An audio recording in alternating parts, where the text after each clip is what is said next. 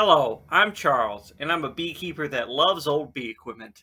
Today I'm going to repair a hive in my bee yard that is 60 years old.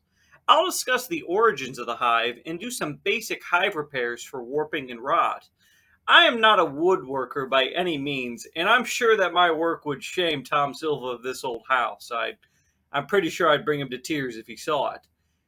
I also want people to remember to be careful with used bee equipment from unknown sources due to deadly American foul brood. In addition, if dealing with really old equipment, please be aware of lead paint. Today is a really unique little video because I'm going to go over this 60-year-old hive here and talk about some of the most common issues that happen with hive boxes over time. Here we have some great examples of warping, some good examples of things that need maintenance like peeling paint, even some places that are rotten and need patched.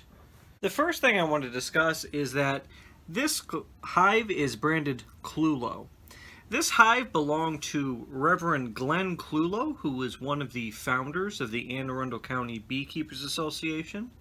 It is one of the oldest bee clubs in Maryland.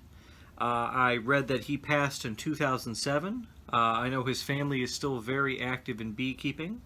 And I'm very honored to have this 60-year-old hive with me that spent much of its life in a barn not keeping bees. So this is a 60-year-old hive I'm working on.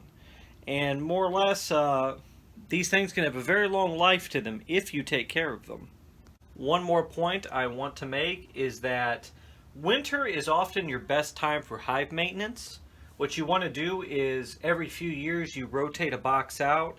That way you can repaint it, you can do any repairs to it. Because the longer you neglect a box and let warping or paint flake off or any issues occur with it, the worse it's going to get. So rotate them out every 3 to 4 years, do your repairs, and then put them back into service. This right here is what is known as a shallow or a honey super. This guy is the smallest size of the 3 Langstroth sizes. This uses the shallow frames, and you don't really see these much anymore. These tend to be used selectively, usually by the older crowd, beekeepers that are 50 plus in years.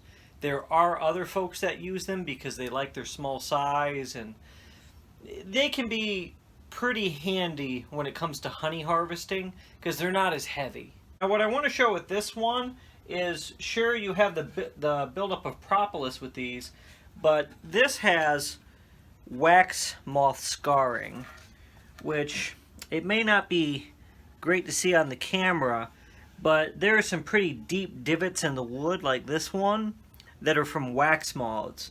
When you have a hive die out, wax moths may take it over, and they will wreck and scar the wood, enough so that the wood can lose integrity.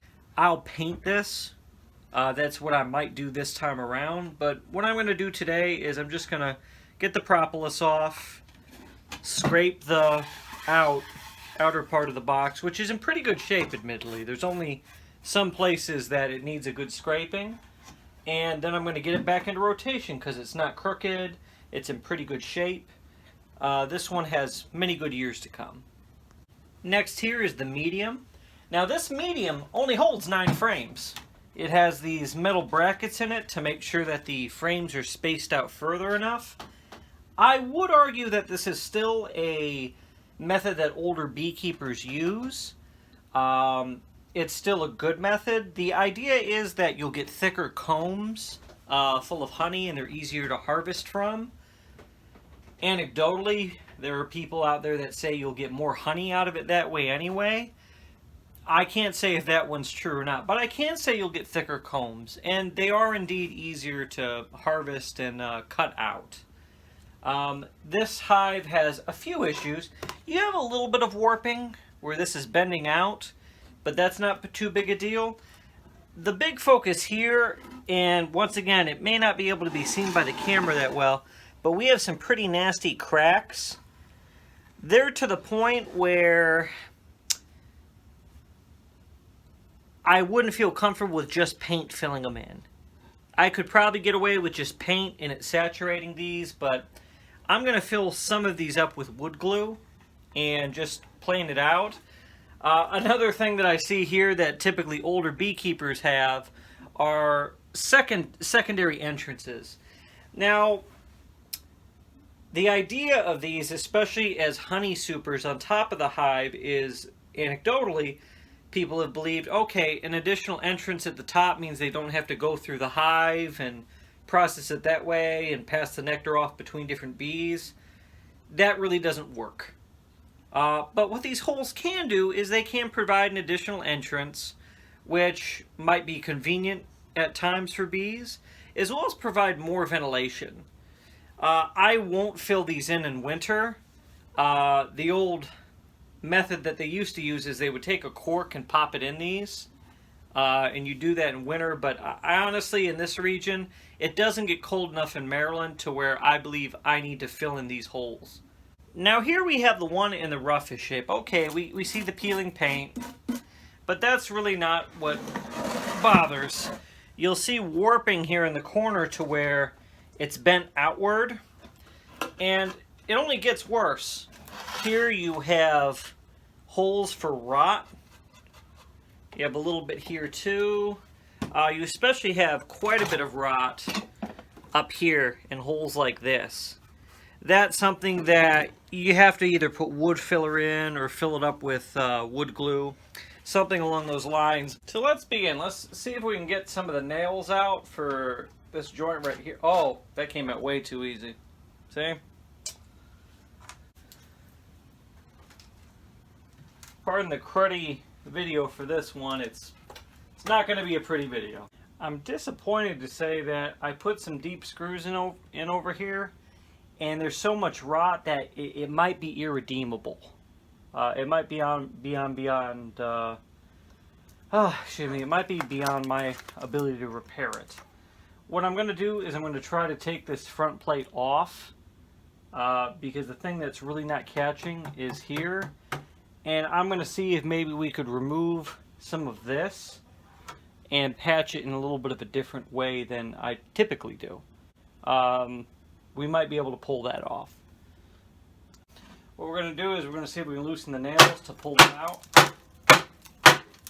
Don't need to hit hard, just hard enough for the nails to come up, which they often do with rotten wood. And here we are. There's one. Here's two. Here's three. I like pulling them up as opposed to using the other end of a pry bar, which can be a little rough, especially on the surfaces here. Sometimes it's your only option, but... All right, we've liberated this side. Let's do what we can to pull the pieces out of the other. Almost. This is the last one, I believe. Now we can pull the top off. There we are. Okay. Well, we're going to look and see what we got here. Now, this whole panel, that's rot along here. But honestly, it's not the worst I've ever seen. And it might be salvageable, but we're probably going to want to wet this piece and flatten it.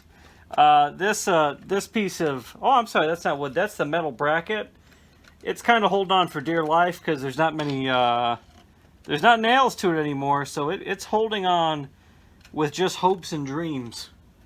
Up here, same deal, some cracking, but a little less rot. So honestly, I believe that the plate with the Clulow name is salvageable.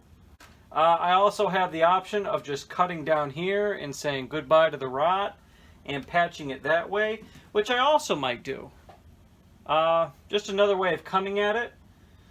On the other side, I might even do the same. I would just make a narrower strip from here down, but we'll figure that out. We'll get there. Some of my concerns is just there's rot along this top edge right here, so I'm not sure if I only want to keep the front and back and replace the sides or what. It would probably be honestly easier to replace the sides at this point. but I'm still holding on, and I'm still thinking about it, and I'm considering what I'm going to do. Well, I've looked over and evaluated the situation, and what I'm going to do is a bit of a Frankenhive. The whole point of doing this, sure, I want to preserve this because I like the hive and it has character, and you know, how many people can say, you know, I'm using a 6-year-old hive? But the other part of it is to teach a little bit about patching, because it has some great examples. I'm going to do a side patch here by taking this piece off. I'm also on this side going to do a patch, which this is the most common patch, where you patch along the bottom part of the hive here, because this is often where you're going to bump into your rot.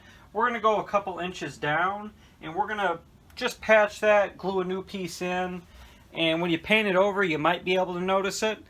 Fancy folks that go as far as planing it might not, but that's what we're going to do here. But I'm pretty confident that we could do a couple patches on this, and we could learn how to do a patch, and that would be useful for folks at home like you to know, because you could really elongate the life of some of this stuff, and it also matters what time you want to dedicate to it. But for those folks that have their first hive that they feel nostalgic for and love, you know, you could really elongate the life of it. You just got to take care of it and patch it and work on it. Hey there. We're resuming today. We got a little bit of wood that'll probably work. What my goal is to make patches and to have each of these have a little slot in them. That way they're a lot easier to attach, because let's say I wanted to attach 2 pieces directly. That's kind of a pain to do, to attach 2 pieces like that. But if you make a slot in both of them, you're able to put some wood glue along with some nails with teeth or some screws along there, and it makes a much stronger joint. Now the beauty is this doesn't have to be perfect, it just has to work. I divided this down the center, and I'm making my mark to cut it. Alright, we're going to try to cut the second notch here.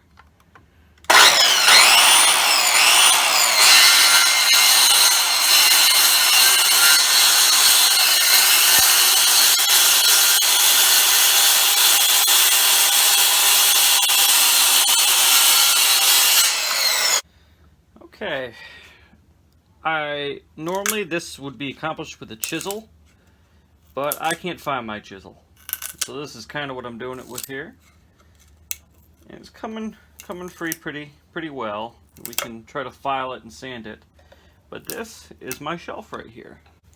Now I'm going to let the patch serve as my template.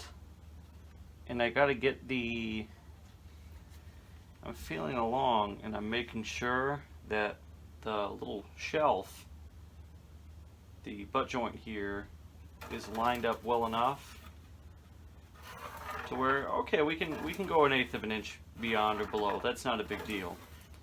But we want to be as close as we can. All right, wish me luck. Let's hope we don't find too much more rot.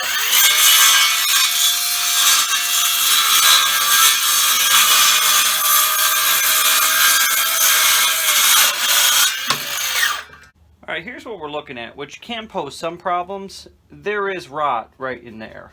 And there's a significant amount of rot in this cavity right here. There are a few options we could do. I don't know how deep that rot goes, and I'm going to shine a light in there to figure it out. But you could fill it with something like Bondo. The issue is when you try to put a screw into Bondo, it's just not going to hold up very well. There are some epoxies you can put in there as well. That would probably hold a screw or nail a lot better. But we're gonna really hope that that shelf makes a significant difference for us. The other way around. I feel your patch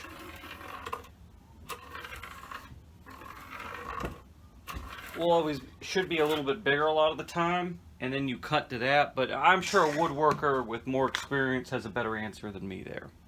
Okay. I'm going to try to pry this away, but you can see I split a little bit of the rot off there. So this may not work out exactly the way we wanted it to. We'll see. We'll see how it goes for us. Okay, that end's a little stubborn. Let's work our way there. Okay. Okay. Not bad. Oh, and there we are. Okay.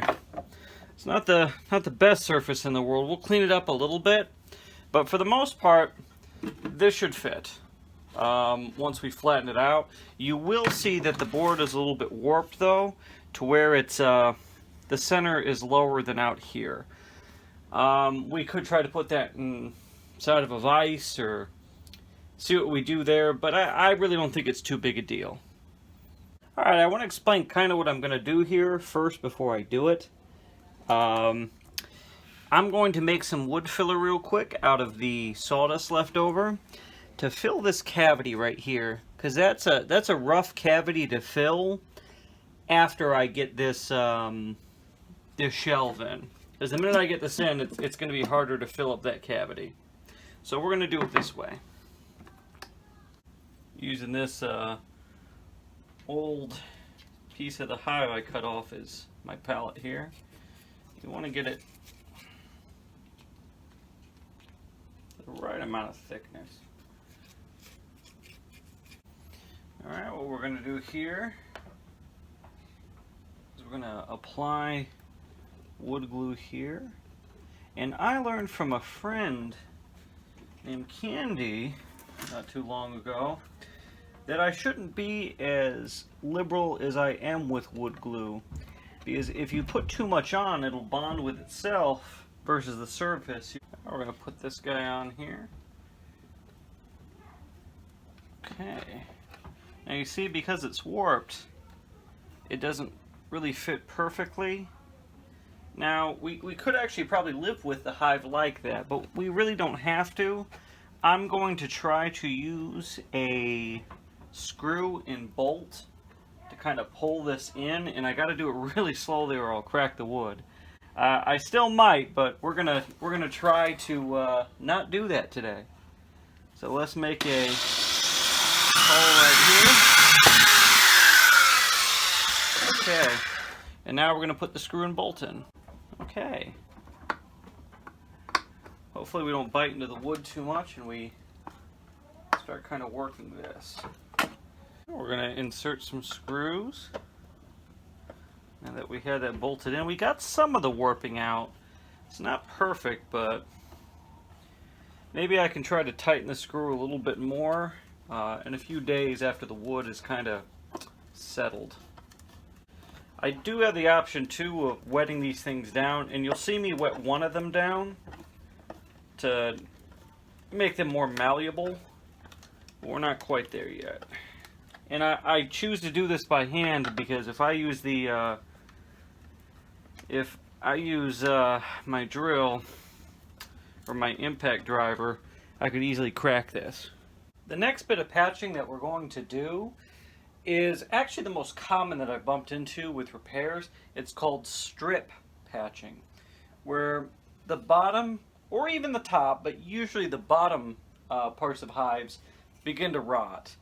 There's a lot of reasons it might do this. A lot of hives that aren't properly tilted forward for drainage, water will build up and rot these areas because you'll have standing water in the back of the hive. Your bees don't like it, but your equipment especially doesn't like it. On top of it, moisture just collects in between these, where the hive joins to the other box. Sometimes these are sources of ventilation as well if they're not flat. So once again, moisture will build up and kind of cake in there and rot. What we have here is a significant amount of rot. What we're going to do is we're going to cut it back a couple inches. That's not hard at all. It's easy to do with just a jigsaw or a circular saw. You want to be a lot more careful if you use a circular saw because it's a lot less forgiving when you mess up. I'll even cut these patches around rabbets at the edges and make something that fits perfectly. So don't worry about rabbited edges, you can still make it work. These are really the easiest patches to do on these, so we're going to do that real quick.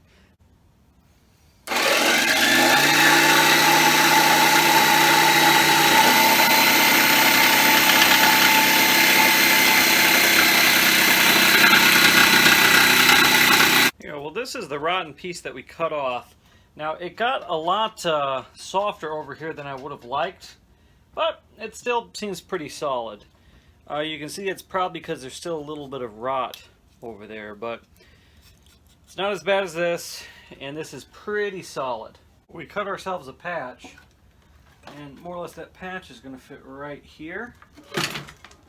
And the way that you attach these is actually quite easy. You just use long screws. I may not have ones here as long as I like, but here's an example of a long screw you would use. That way it connects in there. It's poor. There we go. That way it connects, it gets a good amount of teeth in there, and you put a little bit of wood glue in between there, and it'll help kind of fill the gap. But at the end, we're going to come and deal with these gaps with wood filler. Bondo does work too. It's a nice, cheap, effective way of coming at it, but I just don't have any Bondo with me. Remember, you're dealing with thin walls here, so you're going to want to drill pilot holes. This isn't a suggestion. You need to do this or it's going to break. There's just no two ways about it.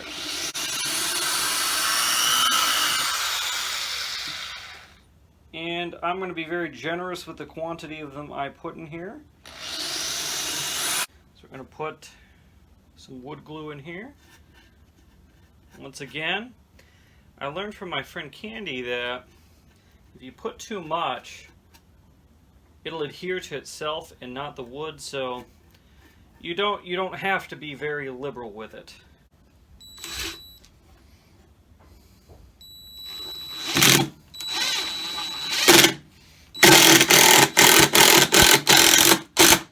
There we go. All right, here we go.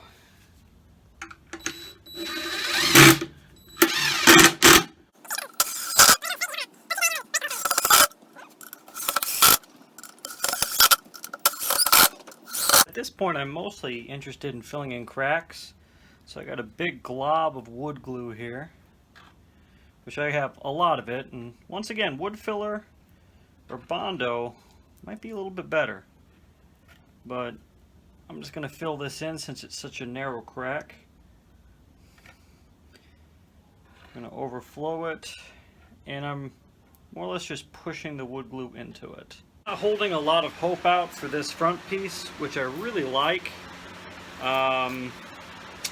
are many reasons why. There's already some significant cracks to where if I compress this, I'm likely to break it. It does hold pretty solid right here, but you're already seeing some little pieces of rot, and under this rail is a lot of rot that I'm about to expose. Alright, we have the rail off, and you see there's rot that goes, I'll flip it like this. There's rot that goes all along here, and it gets especially bad when we get over here. We're going to try to bend this thing. We're going to do it by putting it in hot water and then trying to clamp it with a vise.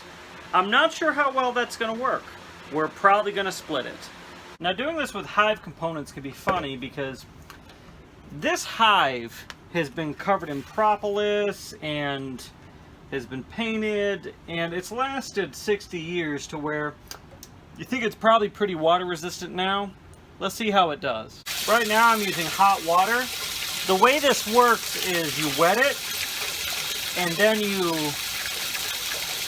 either clamp it or put it in your vise, and hopefully when it dries it will now be in that new position because it's only really malleable when it's wet.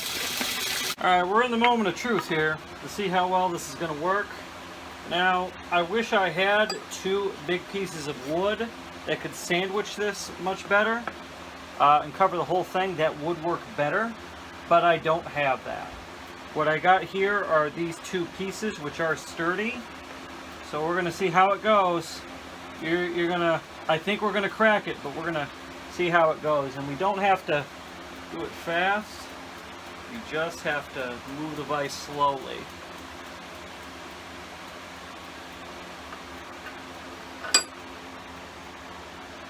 Alright, it's bending.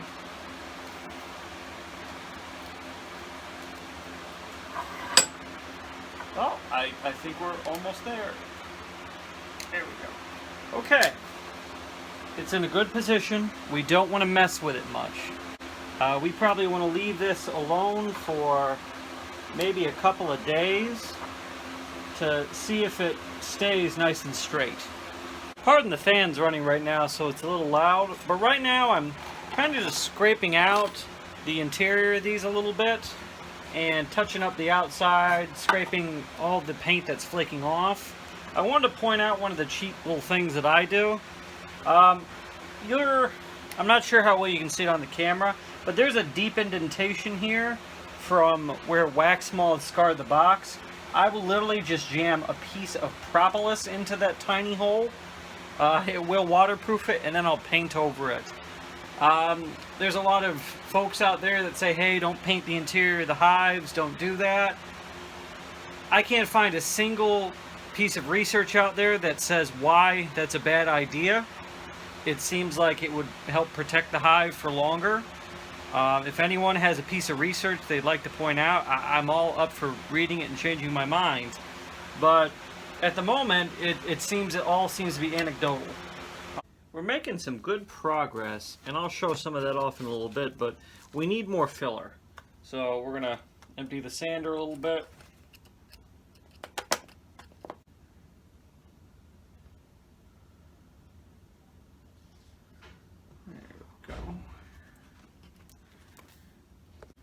Let's mix it up.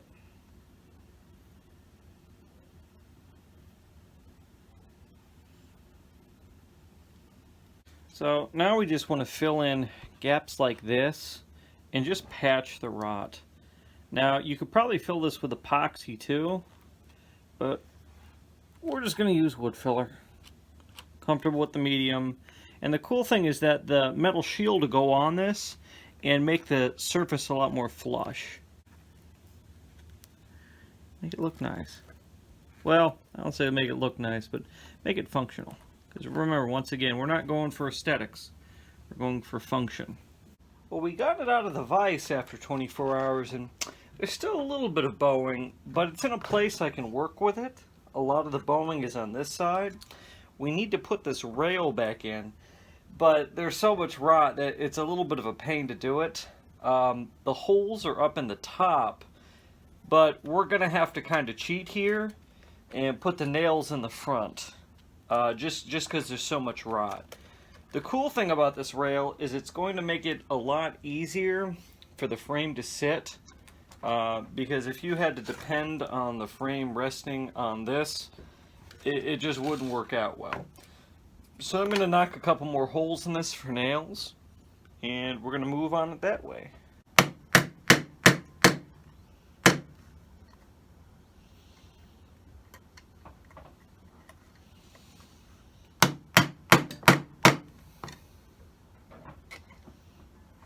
Pop these just with a little nail real quick.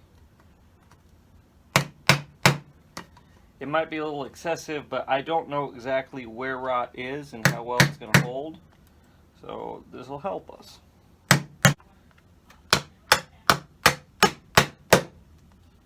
There's one. Now we're going to go down the line, just pop these in, and hopefully it's flat enough.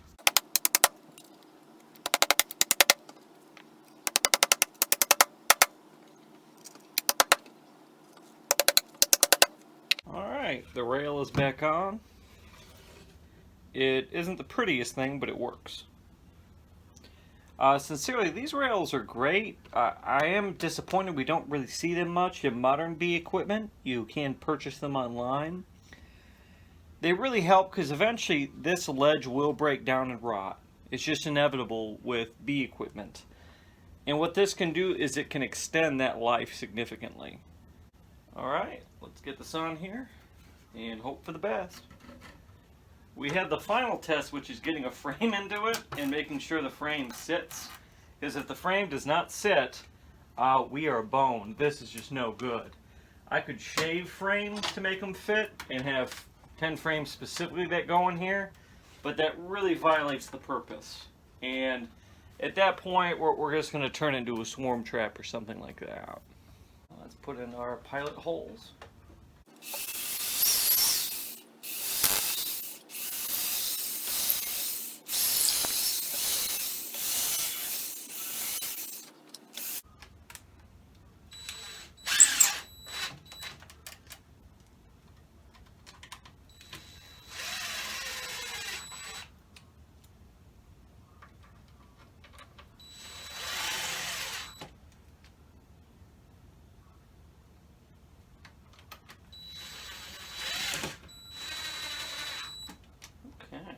Coming along. I'm going to need a shorter screw for right here because this screw right here is bumping into it.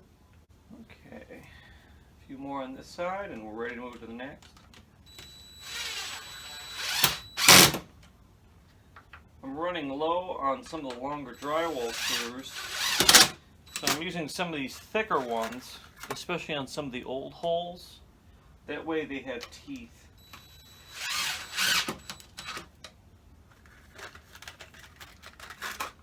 Okay, one more over here.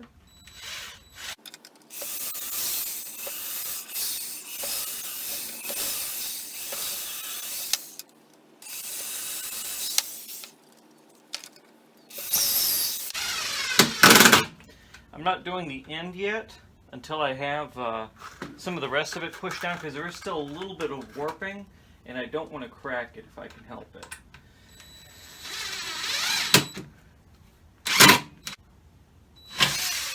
Oh goodness.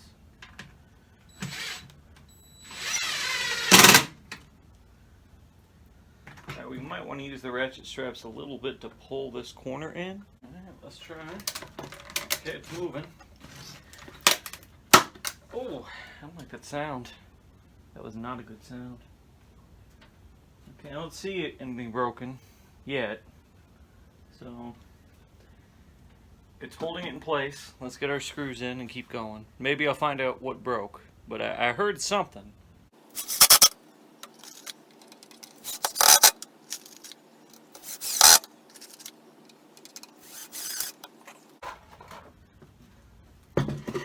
Okay.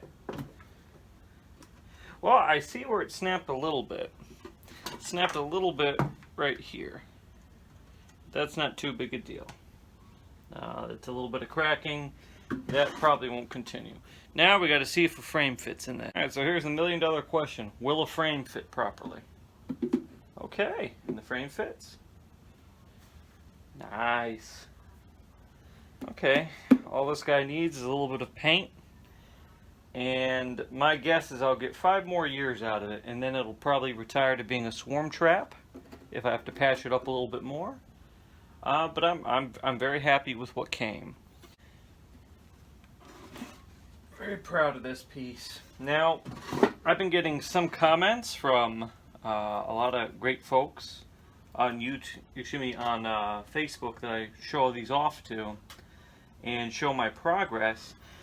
And a lot of them are, hey man, why don't you put that poor thing out of its misery? In fact, I'm going to send this to Mr. James Clulow, the Reverend son, who years ago told me, just put bees in it, because I did offer to give this equipment back to him. He said, I got plenty to remember them. It's my hope you would put bees in it. And I did. And I'm still going to.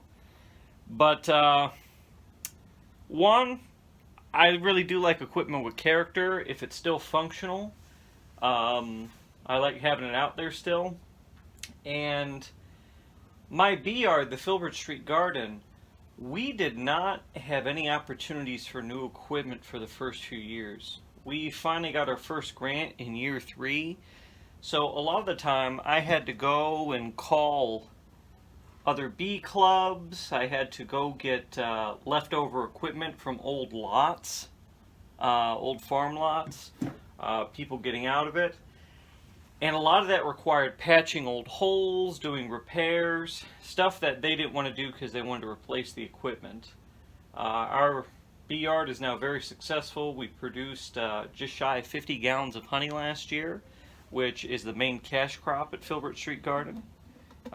People know our Filbert Street honey is very popular in Baltimore.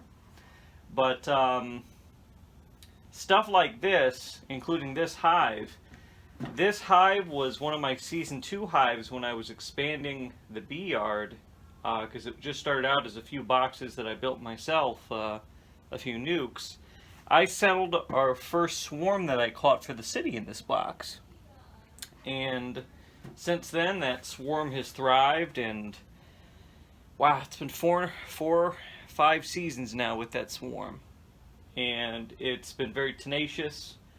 And I moved it over to some new boxes, and a lot of its offspring have been distributed in nukes that we've done, as well as a few different hives in the yard descend from it. But I think the point I'm trying to make is that this hive came around when we started with next to nothing in the bee yard, and I'd like it to continue for a little bit, and I like to still keep the tradition in the bee yard of we use up everything we have. We get full use out of it, and when that's the end for it. Because stuff like this that is in worse shape, where there's just too much rot and there's no good way to keep it to where it's kind or humane for the bees, well, then that looks like it's going to be a swarm trap somewhere. So this is going to get painted this weekend by one of our youth volunteers, and along with its siblings over here, it'll end up at the garden with a hive in it this year. Well, thank you so much, and I know this is a very different video, but I hope some of it was useful, especially the class on patching hives and that, because if you learned anything, these rails along the side, these can really elongate the life of your equipment. In addition to that,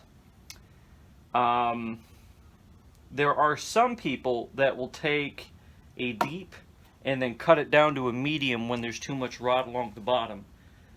You can do that too, if that works out. But this patching method has worked real well, and I have examples such as the forest hive, a hive that was abandoned out in the woods some years ago. Maybe one of these days I'll post some video or photos from that, but the bottom was all rotten and the bottom board just disintegrated as picking it up, but a swarm had settled in this abandoned hive in the forest. And I still have that box. I just patched 2 sides of it, and it's in great shape. It's been 4 years later now, and it's still a really good hive box. And if you maintain these, if you rotate them out and repaint them, you'll get many, many more years out of them. I'll put it that way. In fact, I'd argue a good maintenance schedule can elongate the lives of your hive, usually by 4 times at least. Well, once again, thank you for watching, and have a good day.